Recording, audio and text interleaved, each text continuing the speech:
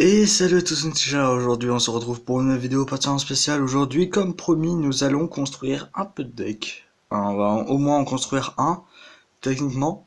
Et pourquoi pas en construire un de un seul type pour le moment. Donc euh, j'ai un max de paquets. J'ai un max de paquets à vérifier, à contrôler, sachant que je ne sais pas contrôler. Donc techniquement je ne sais pas vraiment qu'est-ce qu'il y a à l'intérieur. Donc on a tout ça à vérifier. Donc évidemment on fera ça en plusieurs épisodes bien évidemment, hein, j'ai envie de dire. Et il faut savoir que après cet épisode, vous aurez un épisode spécial, spécial 35 abonnés. Oui, je voulais faire un épisode spécial 35 abonnés. Et je vous le dirai à cet épisode pourquoi. Ça on va mettre là. Donc on va vérifier un par un ces cartes là. Donc et on va les trier. Donc déjà ça c'est haut. Soif, créature CP, et vous gagnez. Ah, lui il vole deux blessures. Lui il vole deux blessures, pourquoi pas. Ah, c'est énervant ça. Voilà. Lui il vole deux blessures. Enfin, il fait deux blessures au joueur et tout simplement il te donne 2 points de vie. Alors lui il permet de faire quoi quand l'animeur talentueux arrive sur le champ de bataille? Un artefact ciblé que vous contrôlez devient une créature artefact ayant la force et une endurance de base 5 sur 5 temps. Ouais, c'est mana haut, en vrai c'est unco, mais bon. Pour ce qu'on a, ça doit pas vraiment être très intéressant, sachant que c'est une créature 1 sur 1, laisse tomber. Contrecarrer le sort de la créature ciblée, piocher une carte, ça c'est pas mal par exemple. Servant d'air, vol, engager la créature, donc pour 3, engager la créature avec le vol ciblé. Ok, ok. Ok, bah c'est tout. Et on a 4 sur 3, pas mal. Et elle vaut 5. Ah oui, 5 quand même. Ouais, ouais, bon. Défenseur, la créature ciblée ne peut pas être bloquée ce tour-ci. Ouais, mais il faut coûter 3 quand même, hein. Il faut coûter 3. Voilà. Je crois que ça va être mieux comme ça. Tac, tac, tac. Voilà, voilà. Alors, la salve aveuglante inflige 1 blessure à une créature ciblée. Cette créature ne peut pas bloquer ce tour-ci. Piocher une carte. Pas mal, pas mal, pas mal, bien sûr, hein. Donc, ah oui, cette carte elle est vieille, dis donc. Alors, cherchez 2 cartes dans votre bibliothèque, mettez l'une d'elles dans votre main et l'autre dans votre cimetière, mélangez ensuite votre bibliothèque. Ah, pas mal, cette carte-là on va l'utiliser je pense. Quand le géant porteur de dîmes arrive sur le champ de bataille, vous piochez une carte et vous perdez 1 point de vie. Oui, oui, ça je dis oui aussi. Donc ça va, coûte 6, 4 sur 5, c'est pas mal. Donc voilà.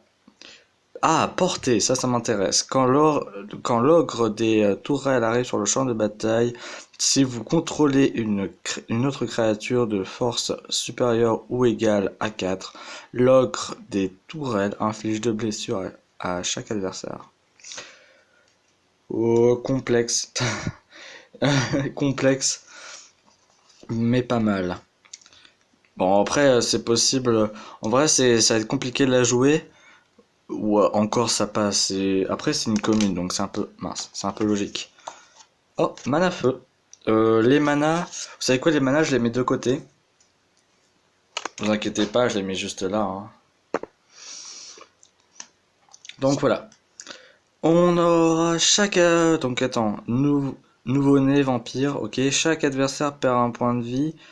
Euh, et vous gagnez 1 point de vie. Oh ouais, pour 2 de mana engagés. Alors pour 2 de mana engagés, tu peux. Ok. Ouais, mais il faut qu'ils soient engagés. Mais en vrai, pour un, ça passe. C'est trop bien. Les morts, ils sont là. Par contre, un jour, j'aurai du soleil. Un jour, j'aurai du nature. Non, peut-être pas, je sais pas. Fusion furtive, mettez un marqueur +1/+1 sur une créature ciblée que vous contrôlez. Cette créature ne peut pas être bloquée ce tour-ci. Oh alors là, oh ça on va l'utiliser. Oh, on a un mana eau et 2 mana feu qui ont été ajoutés à la collection. Vol quand... Voilà. Quand l'éternel Have-main... Ok. Quand l'éternel Have-main arrive sur le champ de bataille, amassez 1. Ok. Amasser, je vous expliquerai aussi qu'est-ce que ça veut dire. Oh, on a plein de mana eau par contre. Ah, on a un peu de mana mort. Et en vrai, je croyais qu'on avait pas beaucoup de mana pour le coup. Bon, ça c'est très faible, hein, mais si jamais ça continue. Alors, vite fait, ça continue pas non plus énormément. Mais je vous rappelle qu'on a quand même ça à faire. Donc ça déconne pas. Voilà. Quand la géode du mana arrive sur le champ de bataille, regard 1, ok, ajoutez un mana de la couleur de votre choix. Oh, l'artefact, en vrai, elle est pas mal. Et elle est un peu stylée. Ouais, elle est stylée. Donc, ouais, artefact, je la trouve très très bien. Un mana plein, je veux dire un mana jaune, blanc, excusez-moi, je confonds toujours. Grave sang, marche ciel, ok. Quand le grave sang marche ciel arrive sur le champ de bataille, l'adversaire ciblé perd un point de vie et vous gagnez un point de vie. Simple et efficace, elle vaut 3, c'est parfait. Donc, transmutation de Kuzmana, de Kasmina, qu'est-ce que je dis? Kasmina, ouais. Donc enchanter créature, très bien, on peut enchanter que les créatures dans ce cas. La créature enchantée perd toutes ses capacités et a une force et une endurance de base de 1/1. Ouais. Ouais. Donc, ouais, bon, heureusement que c'est un enchantement, si c'était un rituel, ça m'aurait fait chier quand même de payer 2 pour un truc comme ça. Oh, encore un enchantement. Aura, une créature ou un planeswalker que vous contrôlez. Très bien. Quand le permanent enchanté meurt ou est mis en exil, renvoyez cette carte sur le champ de bataille sous votre contrôle. Ok, ok. Donc ça empêche en gros de mourir. Et elle coûte 1? Non mais c'est une blague. Il y a certaines cartes où je comprends pas beaucoup pourquoi. Bon après elles sont abusées, elles coûtent 1. Mais dites-vous bien que ça, c'est ce qu'on va combattre. Ouais, c'est ce qu'on va combattre. Parce que nous, on va combattre pour la première fois avec un commandeur. Après, il faudra battre avec le deck qu'on a battu en premier. Je vous expliquerai ça plus tard. À chaque fois que l'horreur infectieuse attaque chaque adversaire, perd 2 points de vie. Ouais, ok. Ouais, c'est pas mal. Ça, c'est pas mal. Et elle vaut combien par contre? 4. Très bien. Un mana mort et 3 mana narmol.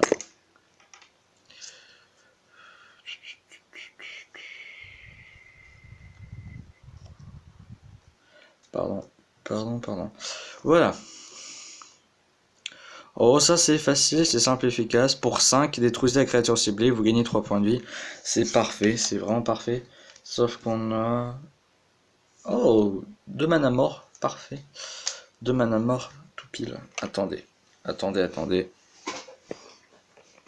Voilà. Voilà. Problème de cadrage, hein, écoutez, je débute le cadrage sans main. Donc, la créature enchantée gagne +2/+0 et quand cette créature meurt, piochez une carte. Ok, en vrai ça c'est pas mal, il faudrait essayer de la choper. Il faudrait essayer de choper le deck avec cette carte, parce que pour le coup elle va bien être utile. Rituel, renvoyez jusqu'à deux cartes de créatures ciblées depuis votre cimetière dans votre main et défaussez-vous ensuite d'une carte. J'adore parce que Liliana n'est pas du genre à se laisser guider. Non, mais elle est plutôt du genre à mourir. Finisseuse de Vraska. Quand la finisseuse de Vraska arrive sur le champ de bataille, détruisez la créature ciblée ou un Peace Walker ciblé. Quand l'adversaire contrôle qui a subi des blessures ce tour-ci. Ouais, on a que des. En vrai, on a que des mana morts. On a que des créatures mortes. Bon, après, ça va s'arrêter, donc heureusement. Hein. Ah! Horde de l'effroi. Ah non, c'est pas armé. Mince. Zombie armé. Ah, mais si, une horde de l'effroi. Héros de la horde de l'effroi. Ah non, non, ça marche pas. Je crois que c'est pas ça. Quand le héros de la horde de l'effroi meurt, amassez 2. Ok. Ok, ok, ok. Le joueur ciblé se défausse de 2 cartes. Ouais, facile. Et là, on a 2 mana morts. Parfait, parfait, parfait. Sage de remboissement. Quand le sage de remboissement arrive sur le champ de bataille, vous pouvez détruire l'artefact ciblé ou l'enchantement ciblé. Ah, nickel. Nickel, nickel. Ah, un mana. J'ai pas fait gaffe, mais oui, c'est un mana. C'est une créature verte. Donc voilà, première créature verte, un checkpoint. On est déjà à 10 minutes de vidéo quand même. Oh! Mana feu, mort et eau. Bah c'est nickel. Hein. Par contre on a un mana soleil, c'est tout. Voilà, donc le joueur se défausse de 2 cartes et perd 2 points de vie. Ouais, ça c'est typique quelque chose qui peut bien t'énerver. Artefact, équipement, c'est super. À chaque fois que la créature équipée inflige des blessures de combat à un joueur, vous pouvez piocher une carte. Vous pouvez piocher une carte. Équipement 2, attaché à la créature ciblée, attaché à l'équipement. Ok. Donc voilà, troisième incolore. Quand l'approvisionneur du raccommodeur arrive sur le champ de bataille ou meurt, mettez les 3 cartes du dessus de votre bibliothèque dans votre cimetière. Oh non, non, celui-là, je vais pas le mettre dans les decks. Ah, quoique. Ah ouais, je crois que je vais bien être obligé de... Ah là là là là. Mais non, c'est une... Attends, attends, attends, attends. Ouais, non. On va pas le mettre dans les decks parce que ça va tellement nous énerver. Le but, que ce soit moi ou mon moi-même ennemi, et ben le but c'est pas nous faire chier. Donc le but c'est de se combattre. Donc il faut faire des decks qui sont bien. Là pour le coup c'est une onco, vraiment c'est vraiment en cas d'urgence, mais bon j'ai pas envie de la mettre. Quand le gibier de haute terre meurt, vous gagnez 2 points de vie. Simple et efficace. Deuxième verte. Oh, troisième. C'est la même. Piochez 3 cartes, puis défaussez-vous d'une carte. Nickel. Quand le bagarreur de la rage de sang arrive sur le champ de bataille, défaussez-vous d'une carte. Ok, ça vient d'Amonkhet ça. Ouais, ça vient d'Amonkhet. C'est bien le style de... Ah oui, ça aussi. Ah, on rentre dans les Amonkhet. Ok. Si un effet devait créer au moins un jeton sous votre contrôle, il crée 2 fois ce nombre de jetons à la place. C'est un enchantement. Qui vaut combien? 4. Oh ouais, le temps de le poser. Ah! Ah ouais, c'est bon. On a 5 types de couleurs de puissance. Nickel. Donc, on n'a pas de mana forêt par contre.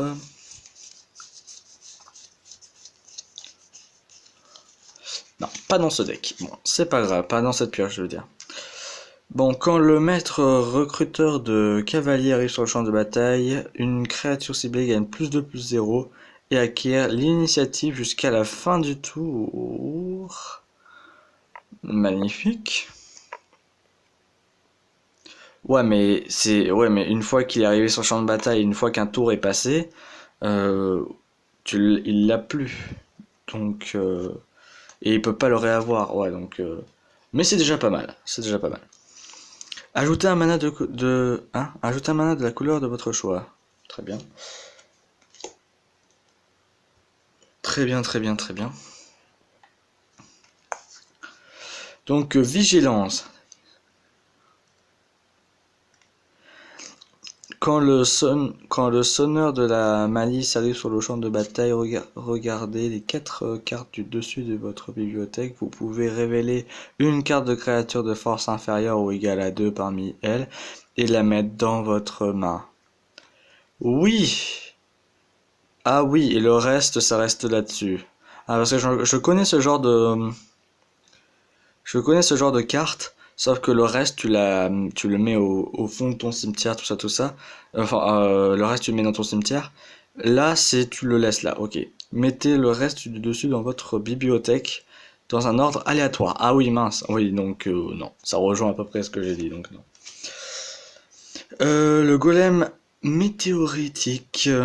Quand le golem météoritique arrive sur le champ de bataille, détruisez une permanente non-terrain ciblé qu'un adversaire contrôle. Oui. A pour 7, je dis oui. Bon, 7 c'est cher, je sais. Oh alors là, cette fameuse carte que David K aime bien. L'adversaire ciblé a révélé sa main. Vous y choisissez une carte non créature, non terrain. Ah, ok. Ce joueur se défausse de cette carte. Oh yes. Ah oui. Ah, je comprends maintenant. Je l'ai jamais joué pour le coup, mais je comprends pourquoi maintenant cette carte-là, il l'apprécie. Quand le dissident damné meurt, crée un jeton de créature de sort de noir. Ok. Noir zombie. Ok. Ouais, pas mal. Donc donc un jeton qui est plus fort que lui. Non, mais pourquoi pas. Le joueur ciblé se défausse de 2 cartes. Simple et efficace. Celle-là, on l'a déjà vu. Oh, celle-là, elle est trop stylée. Endurance anormale, éphémère. Jusqu'à la fin du tour, la créature ciblée gagne plus 2, plus 0 et acquiert que quand cette créature meurt, renvoyée sur le champ de bataille, engagé sous le contrôle de son propriétaire. Hein? Renvoyé sur le champ de... Ah d'accord. Ah oui d'accord, j'ai compris. Ok, j'ai compris, j'ai compris, j'ai compris. Super, super, super. Donc j'avais pas vraiment bien compris ce qu'il pensait faire, mais là maintenant j'ai compris. Bon, putain, ça commence à devenir un véritable bordel, mais à une main en même temps, tu vas me dire.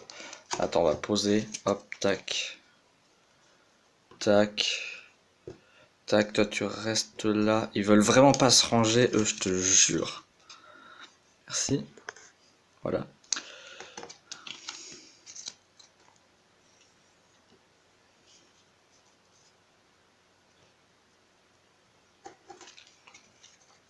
Voilà. Jusqu'à 2 créatures ciblées ne peuvent pas être bloquées ce tour-ci. Ok. La salve aveuglante inflige... Ah non, ça on le connaît. Ça on connaît, ça on connaît, on va pas lire 2 fois. Ça aussi on connaît. On commence à connaître de plus en plus de cartes. Ah, détruire l'artefact ciblé ou le terrain ciblé. Oh, ça c'est pas mal pour le coup. Ah oui, 4 de mana quand même. Renvoyer un permanent non terrain ciblé dans la main de son propriétaire, pourquoi pas. À chaque fois que vous lancez un sort d'aura ciblé, le druide de Connor crée un jeton de créature 3 sur 3 verte bête. Ok. Très bonne carte. Bah, par contre, j'ai pas de mana vert, c'est fou ça. La druidesse du paradis a la défense talismanique tant qu'elle est désengagée. Ah oui. Ok, ajoutez un mana de couleur de votre choix. Oui, oui, oui, oui, ça j'adore. Oui, défense talismanique. Oui, oui, oui, oui. Après, ça paraît un peu logique. Quand le vétéran de la volée arrive sur le champ de bataille, il inflige à une créature ciblée qu'un adversaire contrôle un nombre de blessures égal au nombre de gobelins que vous contrôlez. Oh, Ouais, bah ça, il faut prévoir son arrivée. Alors là, rien de spécial, hein, 7 sur 6, hein, Evo 6. Ça aussi, c'est puissant, ouais. Donc, portée, nickel. À chaque fois que la fileuse de coller bloque une créature, je veux dire, avec le vol, la fileuse de coller gagne plus 0 jusqu'à la fin du tour. Oui, 3 sur 3. Nickel. Ah là, ils sont tous à l'envers? Ah non, pas tous. Donc, une créature ciblée que vous contrôlez ne peut pas être bloquée par une créature de force inférieure ou égale à 2 ce tour-ci. Ok. Après, c'est des manas. Bon, il n'y a pas que ça. Mais c'est une grande majorité de manas. Donc, les amis, je veux pas dire, mais cette vidéo commence à faire longue, hein, quand même, 21 minutes. Donc, les amis, si jamais cette vidéo vous a plu, vous pouvez d'ores et déjà lâcher un pouce bleu. Euh, donc voilà, hein, donc selon le théorème de Pythagore, lâche un pouce bleu. Après, Thalès, il avait dit dans son théorème qu'il fallait aussi partager la vidéo. Je ne sais pas pourquoi, mais il l'a dit quand même, hein. Et théorème de Matou Noir, et ben lui, il dit que vous devez vous abonner. Donc techniquement, on se retrouve pour la vidéo de folie. Bye.